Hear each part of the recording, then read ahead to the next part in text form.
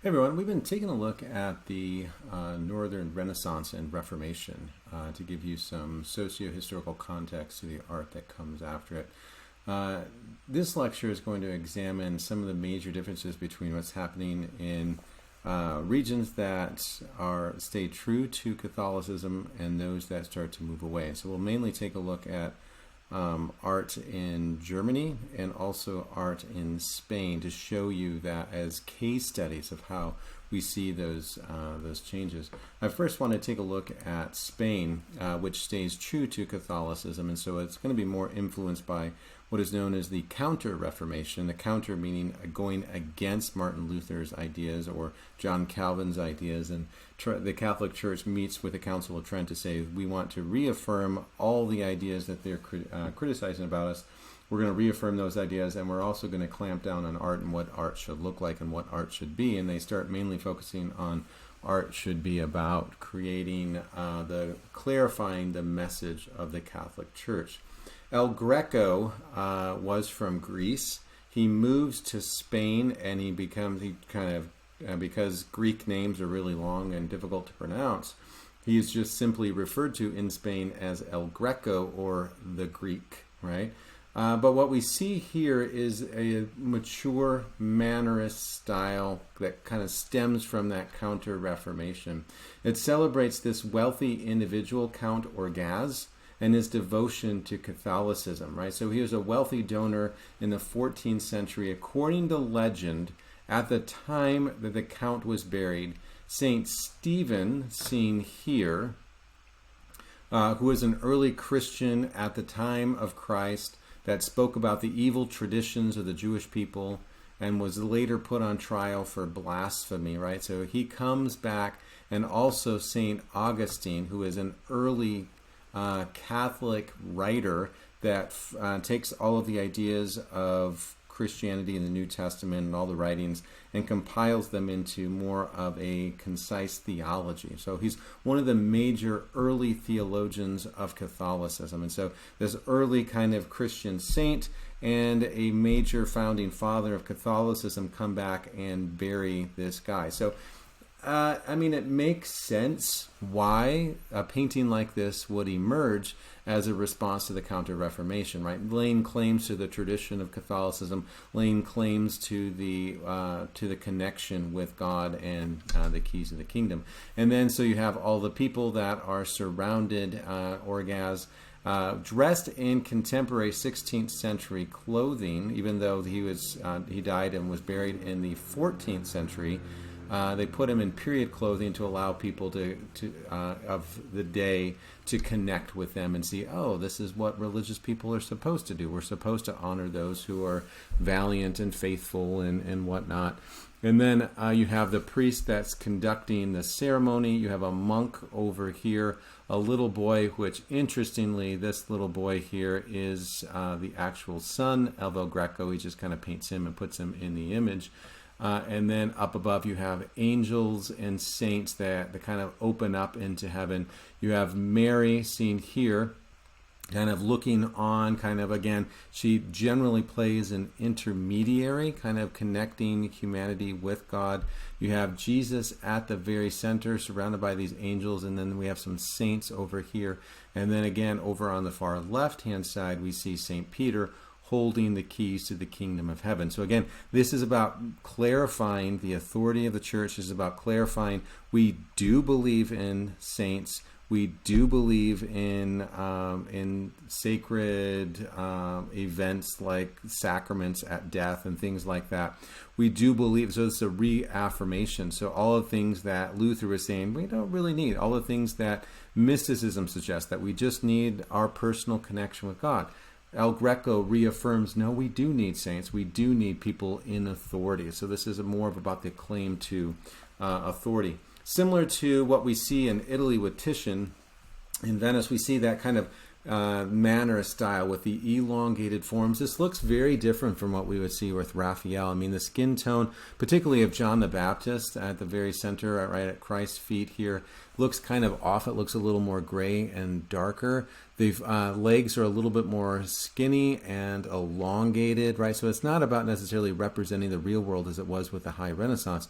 It's mainly about capturing the essence, the ideas of it. And so keeping that idea of the manner of style that we saw with Titian, kind of transmitting that over into Spain with this particular work.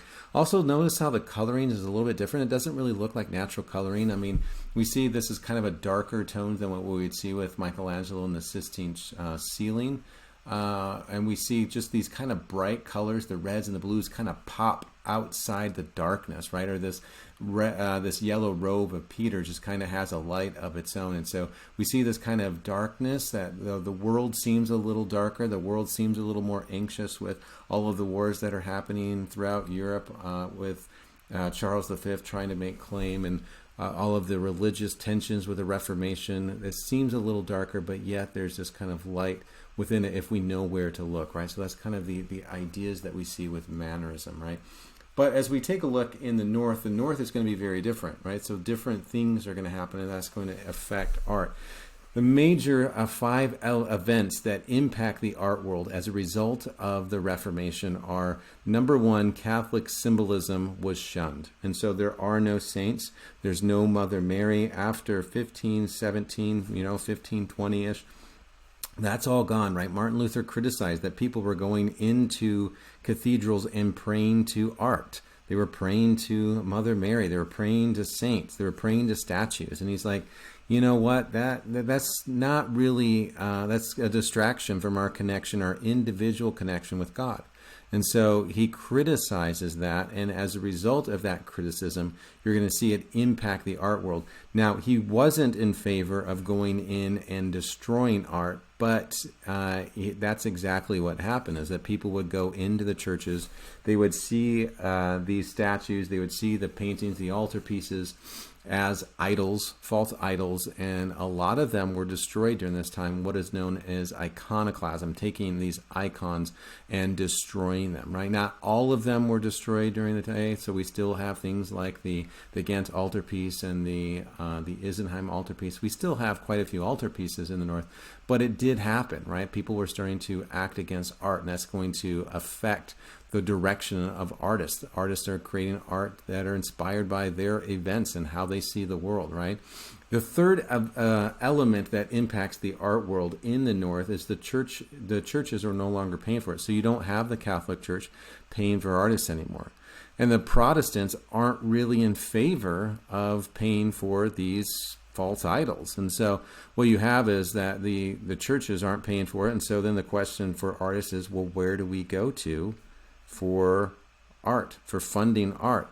And so what happens is they turn to patrons, they turn to merchants for patronage. And so mainly it's the wealthy merchant class that start paying for art, and we're going to see that as a radical change as well. So where in Spain and France and Italy you still have the church funding art, that's not going to happen in other places, right? So what happens as a result of this is the patronage of art is going to change the themes of art. There's going to be new themes, there's going to be new subjects, and there's going to be new markets that are starting to open. And so we're going to see how that starts to influence the art world, where we're going to see something like Artisans in the Meat Stall, which looks like just a bunch of hanging meat at a butcher shop. We're going to examine how this is actually a religious image. Even though there's really no overt religious iconography, you don't really look at this and think Raphael. You don't really look at this and think, Michelangelo and the Pieta or something. You just look at this and it just seems like a secular image. But what we're going to find with Northern art is their secular images are religious, or they at least have a religious message to them. They're just not overt, something that you would go and pray to. I wanted to focus on one major artist, and then we'll take a look at some other major Northern European artists in a later lecture. But I want to take a look at Albrecht Dürer, and I will argue that Albrecht Dürer is the Michelangelo of the North. In terms of importance, in terms of influence, he becomes the major influence for Northern artists, right?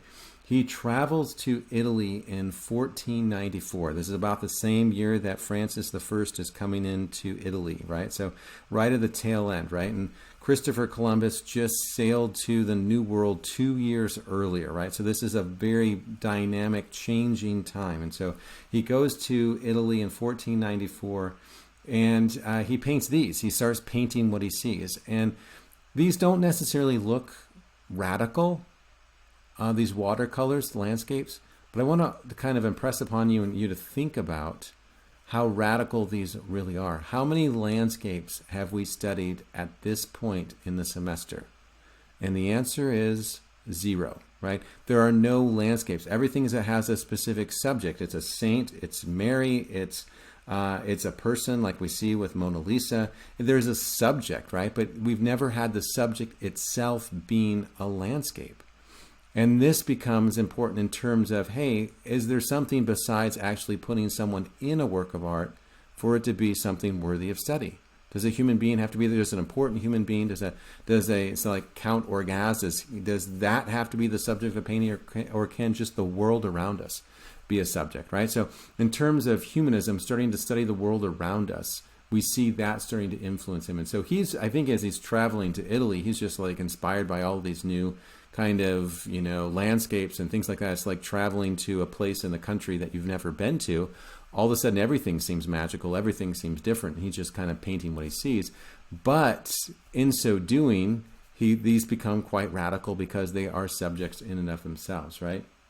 So he goes to Italy and he sees the first studies of nudes, and he sees them with grace and beauty. And he says, wow, this is amazing what these Italians are doing, right? They're inspired by ancient Roman sculptures, and he says, hey, let's kind of re-examine that, because we don't really see that in the North until this point. And so he starts to experiment with his own nude studies and to make his own works more graceful. He starts studying antiquity via Renaissance copies, and so he takes a look at what the Renaissance is doing in terms of their sculptures and saying, hey, something is there, right? He copied Mantegna's works, and he also wanted to capture that idea of perspective that Brunelleschi develops, right? He then publishes a treatise to teach. A treatise is just a kind of an essay, a long essay, to teach artists, young artists everywhere. He felt in Italy that there was that he was a gentleman, that he kind of had this sense of nobility. But at home, he felt like he was just a parasite, right? So he suggests that in Italy, he feels like that elevated status of an artist that he hasn't really yet seen in his homeland of Germany, right? And so he's like, well, artists are still kind of looked down upon. Maybe we can change that if we start changing the style. Now, notice this is 1494 is before Luther. Luther comes about in 1517, and so that's roughly 6-7. That's roughly 23 years later, right? But right, we can see some of those trends of the Northern Renaissance starting to influence, right? These ideas of Italy beginning to move northward. He returns to Venice in 1506, and he was welcomed as royalty, right? Because they see what he's able to do. This one is an interesting work. So as he starts studying the Italian nudes and he starts studying, thinking about grace and harmony, we see this image here. And this image is extremely radical, right? It shows Adam and Eve in a very different way. It's very different from traditional narratives, right? The medieval mindset sees Adam and Eve as partaking the tree of knowledge as innately evil. And it condemns the idea of curiosity, science, knowledge, reason, all of that. It brought sin about, and with sin, it brought death. And so it's seen as a negative, right? Masaccio shows that same idea in the early Renaissance, that continuation, that Adam and Eve are expelled from the garden due to their sin, due to gaining knowledge. That knowledge is seen as a negative thing, right? They're filled with shame and remorse for defying God. And even Michelangelo's expulsion on the ceiling of the 16th chapel is influenced by that same idea, right? Adam and Eve recoil at their sin as the angel evicts them from the garden, right? Durer's image is very different. They do not recoil. They are not filled with shame and remorse. They almost seem happy and alive. The act of eating the apple did not kill them. It made them come alive. It made them have knowledge which is power to act. And really that's what the Renaissance or humanism is celebrating, what makes us different, right? It makes them come alive, right? Durer does not condemn curiosity, he celebrates it. Building on the idea of humanism, our ability to act and think for ourselves is what makes us different, what makes us unique, what makes us special, what makes us like God, right? It connects us to the divine. Rather than seeing this moment as a sense of loss of divinity, he portrays the moment as if we gained it, right? So it's kind of an interesting representation of that. The inclusion of the serpent is interesting on the far right-hand side, just above Eve's shoulder. This was the catalyst for them taking it. So while the serpent is thought to be destroying humanity, ironically, it was empowering us, right? So it's kind of interesting that it kind of puts that in there as well. Just a very interesting representation of that, right? Michelangelo celebrates the moment of creation as that divine spark within us. However, the Sistine Chapel demonstrates that cautionary tale, right? So this is just at the very center of the image, but then it goes on. That same divine spark can also be deadly as we act against God, which is seen with Adam and Eve and their expulsion, the drunkenness of Noah, the flood. But Michelangelo celebrates what links us to God is our ability to choose, right? Durer builds upon those ideas. What makes us divine is our ability to choose, but the choice means nothing if we do not have the knowledge that we need to make these choices, right? If we don't really know what we're doing, then it doesn't matter what we choose, right? The idea is that that we need to be empowered to make the choices for ourselves, right? I want to take a look at a couple other images that inspire Durer, right? This one also is extremely radical, right? Similar to his landscapes. This one again is a watercolor, and so those of you that have painted in watercolor, you know that once you make a specific line on a canvas, right, that brushstroke bleeds into the canvas, and you can't erase it. And so doing this in watercolor with each specific piece of fur that's represented, extremely detailed, extremely difficult to be able to do. But as he travels throughout Europe, he goes to Flanders, which is today it's Belgium, the Netherlands, that kind of area. He travels to Italy. He becomes innately curious about the world around him, and he wants to study it. So this is more than art. This is a scientific study. Science can use their study to better understand the world that we live in, right? And if we can understand the world that we live in, maybe we can come to understand God, divinity, right, religion a little bit more. Notice the influence of Van Eyck and his precision in detail, right? We take a look at the eye, we can see the window that's allowing light in and reflecting off the inside of the eye. Also notice how these scientific studies are influenced by Leonardo as well, right? So studying science, studying the world around us to understand the world that we live in, right? So some interesting kind of intersections, some of that cultural exchange that we've been taking a look at. This is a study of a wing of a bird. It's very similar to what we see with Leonardo, but it's very different at the same time because Leonardo is trying to understand humanity better, right? Understanding the composition of the bone and the muscle, the vascular system, but it's entirely something new to study the physical world. This was seen as lowly or base or something that we don't really need to study about, but Durer elevates this with curiosity. Maybe there's something that we can learn, right? Here's a rhinoceros, right? As Christopher Columbus goes to the New World, we see things start opening up. The world's starting to seem as though it's smaller. People are traveling to new and exciting places, and he's hearing about these new animals and that in these far distant lands. And so he starts representing them. So this is, he heard about what a rhinoceros is, and so he's trying to draw what that looks like. But again, it's celebrating the world around us, right? So it seems as though he's really interested in this idea of curiosity, which was before seen as a vice. He's celebrating, right? He's celebrating this idea, right? The inscription reads at the bottom, on the 1st of May in the year 1513, the powerful king of Portugal, Manuel of Lisbon, brought such a living animal from India called the rhinoceros. This is an accurate representation. I don't know how accurate it is. That's just what it says. Is the color of a spectacled tortoise and is almost entirely covered with thick scales. Well, sort of, yeah. Not quite like this. This actually looks like armor from a knight. It is the size of an elephant, sort of, but has shorter legs and is almost invulnerable. It has a strong pointed horn at the tip of its nose, which sharpens on stones.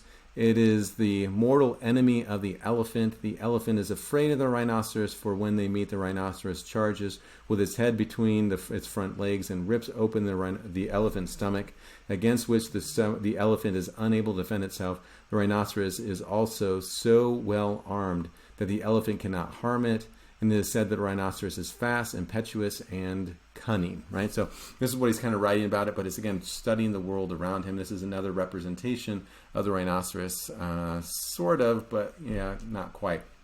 This one also is radical and new. It focuses the attention of the details of our world, right? Focusing on specific grass, focusing on specific plant life, right? The physical world that we live in is worthy enough to study. So it takes the next logical steps of Mirandola and Leonardo and other humanists, that the human body, that humanity can be studied, and it suggests the world around us can be studied, right? That there's something scientific that we can investigate to understand our world, and more specifically, our place within the world around, right? The question of this in the art world is whether this is composed or uncomposed. Most of the Renaissance artists want to compose their image to capture detail, but this feels uncomposed, a little bit more random. Composed meaning that there's this kind of idealism. We're trying to, like you're doing for a TikTok video, or you're doing for some type of Instagram post, you want to compose the shot to make your apple pie or bread look even better, to stage it. I guess that's the word that we would use, staged. And this one seems maybe staged, but it's not really staged. And so the idea is to capture this as naturally as possible. So it captures something that seems as though it's not staged, right? Again, he's influenced by other Renaissance artists. Here we see the influence of Raphael with the Madonna and Child. We see similar ideas, kind of apart from the world, the kind of naturalistic lighting. But notice how Durer's lighting is a little bit darker. There's a little bit more shade on baby Jesus. I like the piece of fruit that he has kind of hidden behind his back. It has kind of one arm kind of resting on Mary, and then we see the outside world kind of separate from that.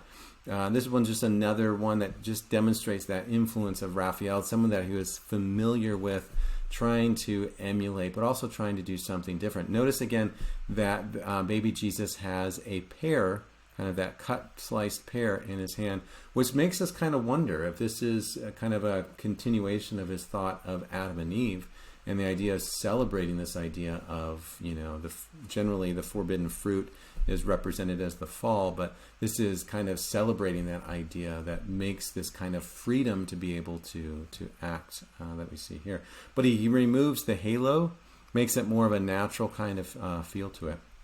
I want to take a look at some selfies that he did, some self-portraits, because these are also a major part of Albrecht Dürer's work. Again, notice that this is pre-Reformation, but it shows kind of this continuation of Northern Renaissance art. He was trained as a goldsmith by his father, but then he was more interested in painting, so his father sent him to be apprenticed by Wohlgemuth, who was creating a book on the history of the world. And so this idea of humanism, studying the human history, starts moving northward. And so we also see the ideas of the printing press, which is getting the words out there. So these ideas are starting to coalesce in Germany to come together to understand the human condition. And so he becomes interested in printmaking, and this is really where Durer's going to make his money, is in printmaking. But he is also interested in creating, images, right, and painting, right. He would become one of the most important mass-produced artists of his day, as the development of the printing press becomes extremely important. This was done when Albrecht Dürer was 13 years old. It was done on silver point, and he later added the inscription at the very top. It says, "This I drew after myself in a mirror in the year 1484 when I was still a boy." He didn't have any formal training, but he shows that there's this innate talent within him. So we take a look at these other self-portraits of him. Again, it's very similar to the ideas of Northern mysticism, that the focus is on the self rather than the focus on saints and angels and things. We need to focus on our relationship, our connection with God. It's presumed that he sent the image on the left to his fiancée, who they never met. And this was a way in order for her to know what he looked like, right? So this is kind of like, here's what I look like. For better or worse, I guess. He holds a golden thistle in his hand, which is believed to be an aphrodisiac, this kind of symbol of love, and an emblem of luck, right? He gained a dowry from her father when they married, and it gave him enough money to open a studio, which is exactly what he wanted. 2 months after they were married, however, he traveled to Venice for 6 months without her, right? So you can only imagine that's kind of going to put some strain on that early on in the marriage. But he was excited to see the Italian Renaissance. He wanted to bring these ideas back. He wanted to be more inspired to create these great images. And so he wanted to merge, when he comes back, he wants to merge the traditions of Germany with the style of Italy, to coalesce and find a new style emerge within them. And then the image on the right is just another self-portrait where he's looking within. This is probably his most famous work that he does in 1500. He does this one, and he writes in this one, in 1500, Albrecht of Nuremberg painted himself, right? And he does this with such bright, vivid colors. Again, we can see the influence of Jan van Eyck with the amount of detail that he paints within his work, right? And then the idea of pointing to the self, right? So this is the idea. I mean, some might see this as blasphemous because he's painting himself as Jesus, right? He looks exactly like we would traditionally think Jesus would look, with the long hair, the mustache, the beard. But what Durer is arguing is, who better to emulate than Jesus? Who better to look like than Jesus, right? So again, it's about the individual connection to God, to Christ, rather than having intermediaries to try to kind of confuse and to, I don't know, make it more of this larger bureaucracy or something, heavenly bureaucracy. It's about the individual connection, right? So we see that element here. But again, I just wanted to show you these two images to show you that kind of influence, that he's taken the ideas that we've studied with Jan van Eyck, and he's blending the Italian humanist ideas, the Italian style, with the northern style that we've already taken a look at. This one's kind of interesting. This one shows, the one on the left shows what he really is going to make his money at, and that's printmaking. What printing is able to, printing allows him to be able to do is mass produce his images, and so his images are sent throughout Europe, and he becomes extremely prosperous. Where if you have a painting, you can only sell one of them, but if you have a print, you can sell thousands of them, right? So printmaking actually helps to spread the message of art and the ideas of humanism and spread it throughout Europe. Cornelius Agrippa at the time was a German physician who found there's 3 levels of melancholy. He says that the first one is the imagination and the artist, so this idea of just kind of being lost in thought and creation. The other one is reason, science, and physicians really studying the world around us and trying to understand the scientific patterns of the physics of it all. And 3 is the thought of the theologians. And so mainly they argue that melancholy, we think of melancholy today as like depression, kind of, but they kind of saw melancholy as being lost in thought. Right, so this kind of lost in thought that might not necessarily be happiness, but it's looking for deeper truths that are not necessarily common to everyone. Right. What we see on the left-hand side is a brooding angel, and it's believed to be an embodiment of this idea of melancholy. We see the wings around him, so we see it's an angel, but we also see instruments of drawing. And he kind of is looking off. And so is he studying? Is he surveying the world around him? Is he trying to represent the world around him? All right. So crowned in this kind of buttercup, this watercress, as an antidote to the melancholy of the time. Those were seen as antidotes. The keys hang around the belt of the angel, this kind of androgynous angel. Not really sure if it's a man, a woman. I guess it doesn't necessarily matter in the context of studying this. There's a purse at the feet, and then that's associated with money and influence. And then there's a sleeping dog at the left-hand side. There's a greyhound also associated with melancholy. A puto, a baby angel, is at the very center. Some suggest that it would be a psychological Durer self-portrait, that this is kind of him representing himself within the work of melancholy. But it seems to be perhaps a struggle of the artist to have an imagination, but have to cope with the frustrations of being unable to fully realize that imagination in the physical world.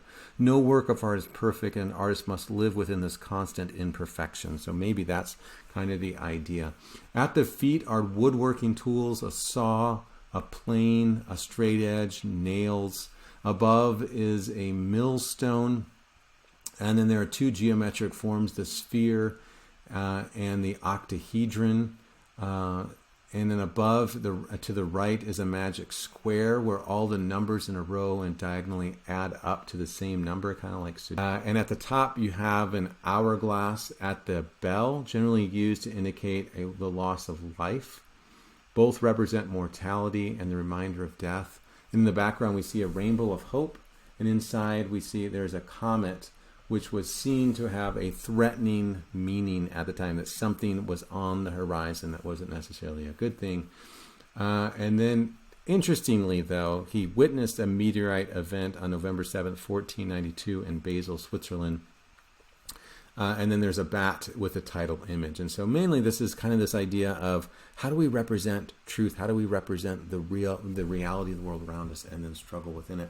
The one on the right is super interesting. This is a representation of Christ, but also kind of demonstrates that idea of melancholy, lost in thought, the idea of the theologian lost in thought, kind of contemplating what's to be. And so we see the crown of thorns on his head. We see the blood kind of dripping down from that. We see the instruments of his torture there, but not necessarily this idea of happiness and elation that we see with Michelangelo's Pietà, this kind of release, kind of more of being lost in thought, and perhaps suggesting that we should follow that and be lost in thought, connecting on, ourselves and our relationship to God. He was super interested, as we see that as we get closer to the 1500s. We've talked about this before. There was a fear that this was going to be the second coming. And so he created a book known as the Apocalypse in 1498, which becomes extremely popular as people were kind of thinking that 1500 was going to be the year, right? So people are wanting to kind of get more information, more visual, like what's it going to be like?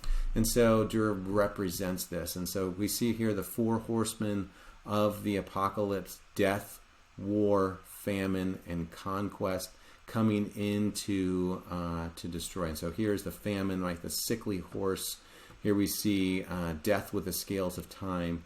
Here we see war with the sword. And here we see conquest with the bow and arrow, coming to destroy the wicked, right? Trampling over the wicked people here. And then the angels coming down from heaven.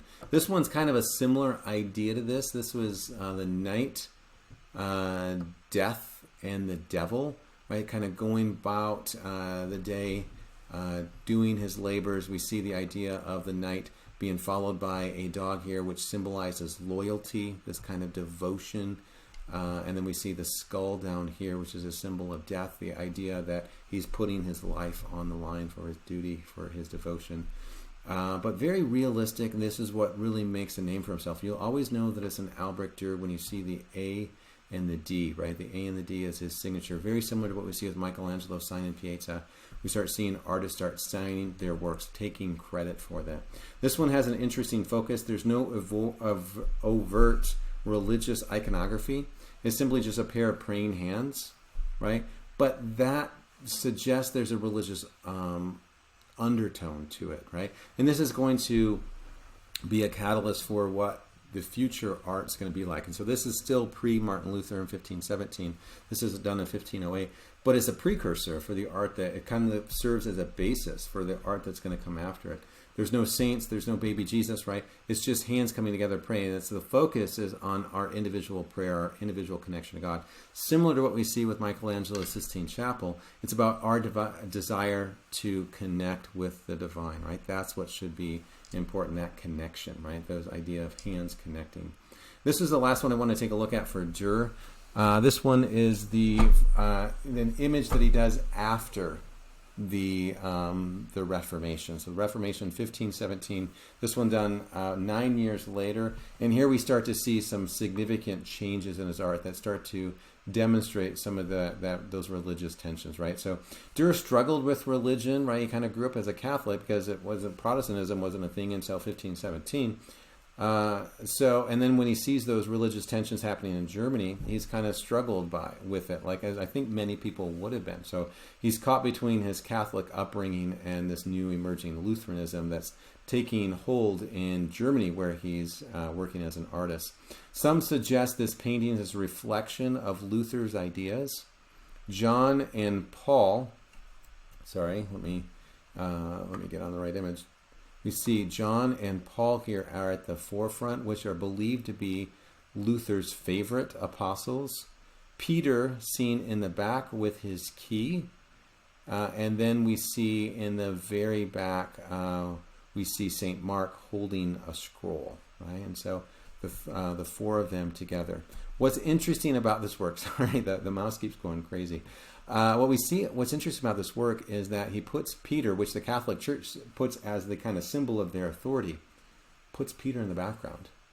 And John is actually showing him something, pointing to scriptures, and Peter's kind of looking over his shoulder and reading them.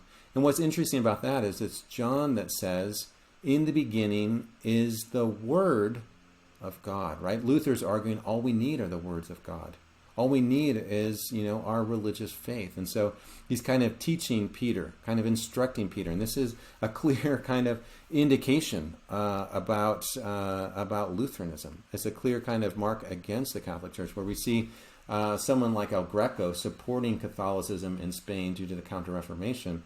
We see the Reformation starting to influence ideas in the North differently, right? So this is, again, the emphasis on the Word of God rather than the word of the Pope or the authority of the keys or whatnot. You just need the Word of God, and then that's the focus is on your connection with God and those words, right? So again, what we're taking a look at here is some of the major changes that are happening throughout Europe, depending on where you live, depending on what your religion is where you live, it's going to influence art differently. We'll take a look at in an upcoming lecture some more art, northern artists, and we'll really start to hit home how these ideas are changing and transforming in the North as Protestantism starts really taking root.